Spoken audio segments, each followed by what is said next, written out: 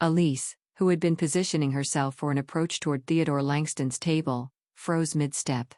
The pearl necklace, which had been catching and throwing light like a small star, suddenly dimmed to ordinary luminescence. She was no longer the center of visual attention but simply another guest in a darker corner of the room. The shift in lighting triggered a wave of reaction across the affected area. Heads turning, murmured questions, a few nervous laughs.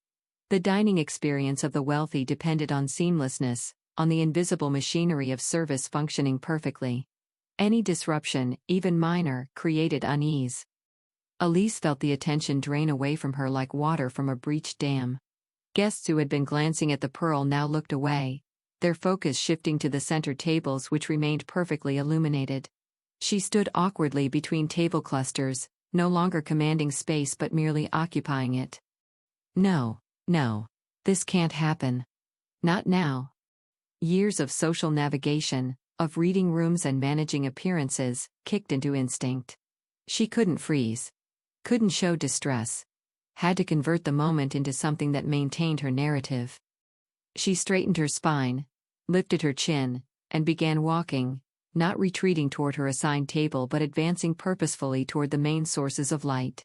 The movement suggested intention rather than flight, confidence rather than panic. Jasper, trailing behind her, whispered urgently, "Elise, maybe we should just sit down." "Keep walking," she murmured back, her lips barely moving. "Smile. Act like this is exactly what we planned." They moved through the transitional zone between outer and middle rings, passing tables where conversation had momentarily paused as guests assessed the lighting situation.